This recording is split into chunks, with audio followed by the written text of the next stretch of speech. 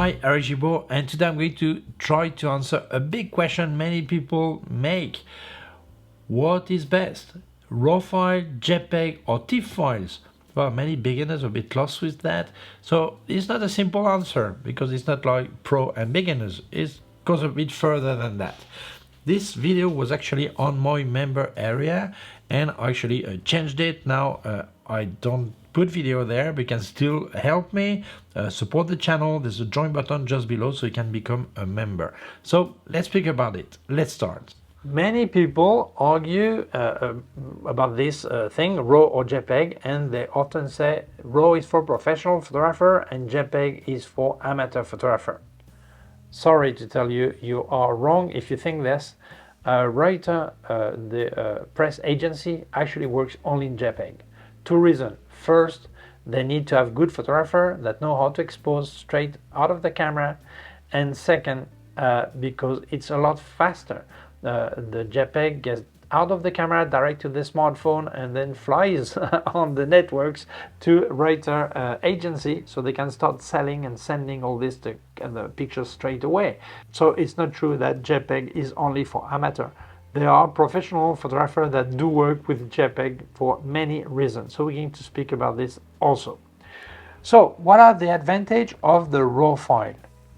Well, first, if you're in a contrasty scene, you can recover about 2 more stops of dynamic range. It means if you have really highlights and really deep shadows, it's more likely you recover details in both with the RAW than with a JPEG.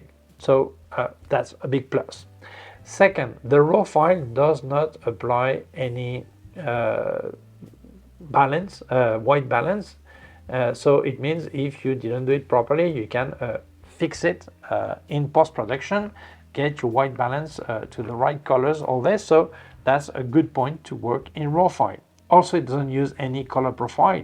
It means when you get the RAW file, that's without any specific color modification, all this. This is directly what the sensor saw, and that's it. Nothing, no profile is placed on your picture.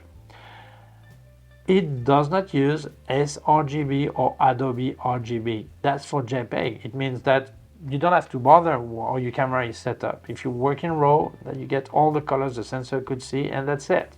So it sounds big advantages, but there are not only advantages.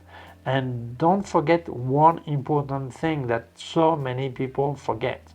When you see the picture on your camera monitor, and also in some RAW developer, the picture you see on the screen when you load the file is not the RAW file. It's actually a JPEG that is placed. This is a header that is placed on your RAW file, so you can actually see it on the monitor. And on this JPEG, what you see is, yes, the color balance you had, the many things like the color profile, all this. So it's not the RAW what you see, it's a JPEG. What does this mean? That many people think they work in RAW file, but they don't. They actually work on JPEG. How come? I did open it in Lightroom or whatever software you use, and I did see a RAW file. Yes, but to see the RAW file, you have to deactivate what profile was loaded with it, and the encapsulated profile and information from the camera. Otherwise, what you see is actually what the JPEG was placed, and the color and all this. So if you are not going to touch anything on this RAW file, say, oh, that looks great, and you export, you actually export what the JPEG placed on the RAW file, so you don't get any benefit. If you start retouching and you say, well, I'm going to change the color balance, or I'm going to change the contrast, or recover highlights or shadows, yes, although maybe part of what you see is still loaded from the JPEG, yeah, obviously you get the benefits of the RAW file. But if you want to have the really RAW, you have to deactivate the loading of the encapsulated profile. So then you have the really RAW, and you have to do everything. What is highlights, shadows, contrast, colors, everything. But most people don't do this because they don't know that. So when someone looks at a picture on a camera and says, oh, I love the colors, great camera, do you work in JPEG or in RAW? I work in RAW. Okay, but what you see is a JPEG. So it means if you like these colors, don't forget to load the profile with it, so you will have a base to start from that actually looks like what you saw on your camera screen. Okay, that's important. So is it good to work in RAW file? For all these reasons, yes, it is good. So why should I work in JPEG sometime then? Well, maybe you don't want to spend time on your computer doing anything on the file. So if you're happy with what the camera does, well, you make the picture, but what you get in the camera, why should you bother to spend time on a computer to change things?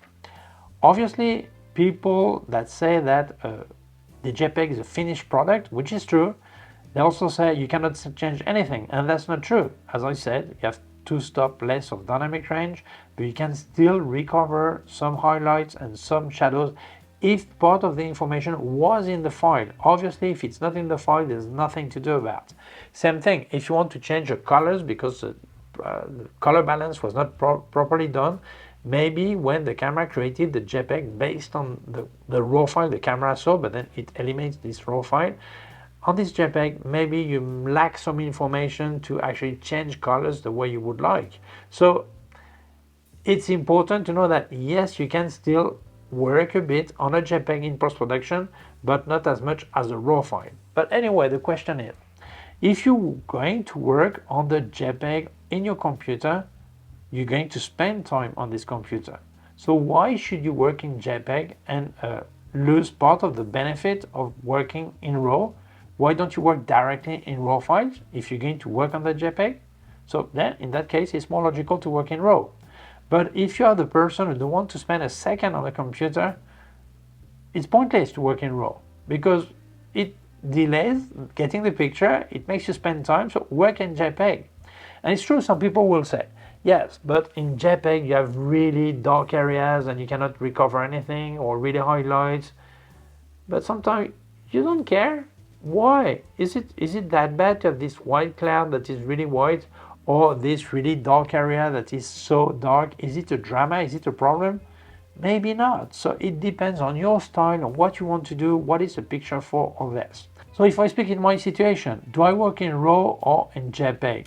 By the way, if you wanted to help me, I've activated the member area of my YouTube channel. As I said at the beginning, there's a join button just below, and you'll receive a small star next to your name to answer your question with priority. Thank you so much. Also, I have affiliated links in the description. Please use them, that really helps me. And if you wanted to buy Luminar, Neo, or Aperty by Skylum, get a 10% discount with my code ERIC10. 10% on top of any offer they have. You still place your code and you save some money.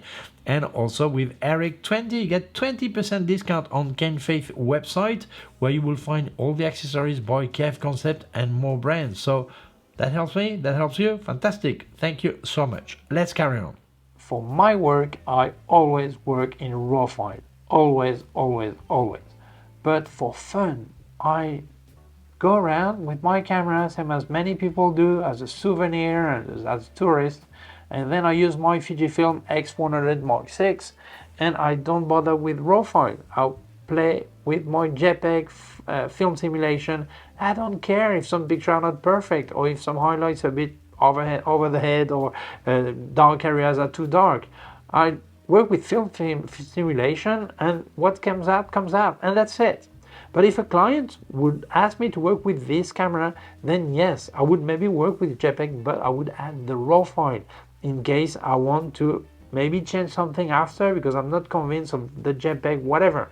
But otherwise, I just have fun. I don't bother with RAW file. This is the only camera I use this way. All the rest I use in RAW file, okay? So it's not that it's good or bad. It depends on you. What do you prefer? To spend time on a computer or not? And if you're going to work in RAW file and never adjust anything in post-production and just export to JPEG, then work directly in JPEG. That's no point, okay? That's the way it is. So now, you've decided to work in RAW file, okay? So you've developed your RAW file, adjusted the highlights, the shadows, the colors, contrast, everything. And now you're going to export it. Are you going to export it to publish straight away, or are you going to work on this picture that you've exported? Let's say you work on a landscape and you want to move some element, you want to remove erase whatever elements. you want to add some clouds, or you work on a portrait and you want to remove some spots or some wrinkle or whatever. So that's a big important choice. If you're going to export directly for publishing, then you export to JPEG. Maximum quality. I see some people, they export JPEG to 50% quality or 80%. Anyway, JPEG already loses some quality, so why should you add more loss? Export to 100% maximum quality, okay? That's important. So if you're going to publish, do it this way and that's it. If you're going to work on the picture on another piece of software, that could be Photoshop or Affinity or whatever, should you work in TIFF or in JPEG? So let's see it this way. If I export to TIFF, I'll work on my TIFF file, retouch, change skin colors, whatever, if I speak about a portrait, and then I save it. And then tomorrow I open it again, I work a bit more on the eyes, on the hair, and then I save it. Every time I open and close and save, I keep the same quality. It's the same quality, I don't lose anything. And that's great. So you feel that's the best way to go. If I work with a JPEG, every time I change anything on the picture, I save and then close the file. If you just open for watching, that doesn't change anything. But if you modify anything on the file, you save and close the file. When you reopen it, it uncompress the JPEG again. Then when you resave again, it will recompress again, and every time you lose quality. So most people will say, oh, if I lose, I need to work on a TIFF file. But wait. To really appreciate a loss in quality in a JPEG, you save and close and open again, modify, save and close. You need to be at least from 50 times. Then, for example, on flat colors like sky, you will start to see some bending and some degradation and funny things. They're not that funny, okay? So yes, obviously in this situation, it's more logical to work on the TIFF file. So if you are going to work on a very important picture and open and close several times and work over several days, then it's logical to work with the TIFF file. But in my case, for example, if I'm going to do a portrait session, I save to JPEG, I work on the picture in Photoshop, I remove spot, wrinkle, maybe work a bit on the skin, on the hair, whatever. If I do a portrait, if I do landscape, maybe I do other things, okay? But then when I finish, I save, and I will never normally retouch again anything. So it means the loss is not visible, but I save time because and space on my hard drive. A TIFF file is a lot larger than a JPEG. Second, when you have to move a heavy TIFF file, it takes more time on your computer. So it's benefit to be on JPEG. So it all depends the way they work. And also, let's say you are a professional and you do a portrait. I was speaking about a portrait, and you have several people who are going to work on it. You have a friend that actually edit the eyes, just the eyes, and then save the file and send it to someone else, work on the skin. And then someone else will work on the hair, and another one maybe on the dress or whatever, okay? In this case, obviously you need to work in TIFF file to never lose any quality between each work. But otherwise, if you work on your own and you work straight away in a continuous way on the picture, and you never open it again to retouch more thing, or maybe once or twice and that's it, then don't bother with TIFF, okay? So that's important, but it all depends on the way you work. I prefer to save a lot of space on my hard drive for pictures that are not that important anyway. They will go on social networks or normally printed, and that's it. If I need the highest quality because I'm going to publish in a book or maybe a special exhibition, probably I will work on a TIFF file from start, okay? So it depends on you.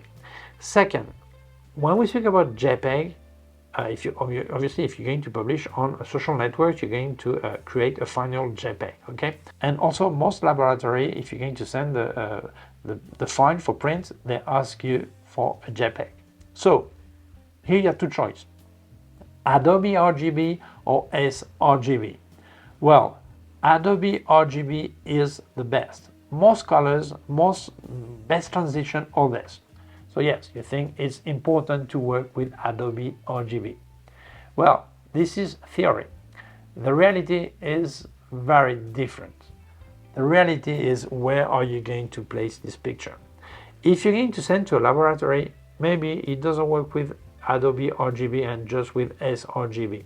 If you have a printer, maybe it does work with Adobe RGB and maybe it does not. So it's important to decide. And if you're going to publish on social networks, they all work only on sRGB. sRGB stands for small RGB, less colors than in Adobe RGB. So you say, yeah, but if I publish my Adobe RGB on Facebook, for example, doesn't matter.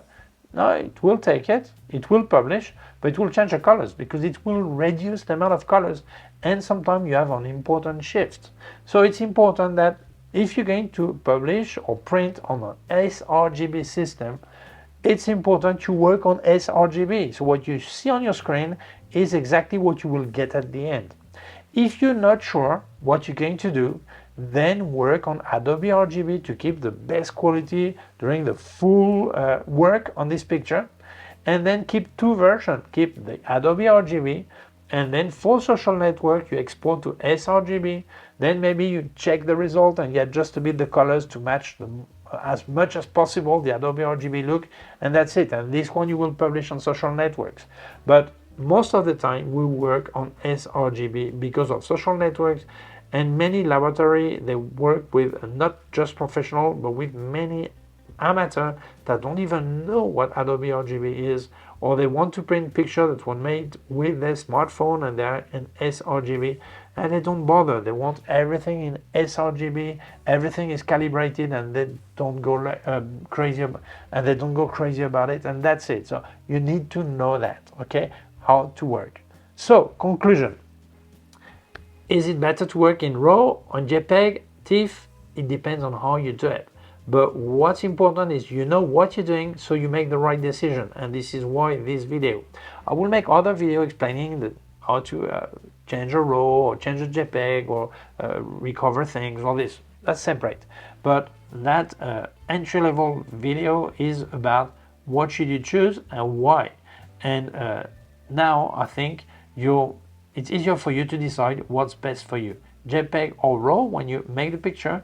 And when you export from a RAW file, is it better to export to TIFF or to JPEG before retouching? So I hope this video clarifies a bit what's best, because there's not a best or worst. There is a solution that corresponds to your needs, okay? It's not RAW for pro and JPEG for amateur. It goes further than that, so I hope it clarified a bit your question. So thank you so much for watching the video. If you feel it may interest other people, please share it on social networks. If you have not done it yet, please subscribe to our YouTube channel. The small button down here, and also a small bell. If you click on the bell, you will get notified when I upload a new video. My website, Gibaud.com. If you have any question, can leave a comment below. I'll remind you, I've activated the member area of my YouTube channel, the join button just below, and for just €1.99 a month you help me, so I thank you so much, and I will answer your question with priority. I see there is a small star next to your name, okay? I also have affiliate links in the description. Please use them, that really helps me. And if you wanted to buy Luminar Neo or Aperty by Skylum, get a 10% discount with my code ERIC10 on top of any offer they have. So still place your code and you save some more money. And with ERIC20 you get 20% discount on K&F website, where you will find all the accessories by K&F Concept and more brands. So use it, that saves you some money, that helps me, fantastic. Also leave you my PayPal account in case you wanted to make a donation. Thank you very much, please take care of yourself and see you soon. Bye.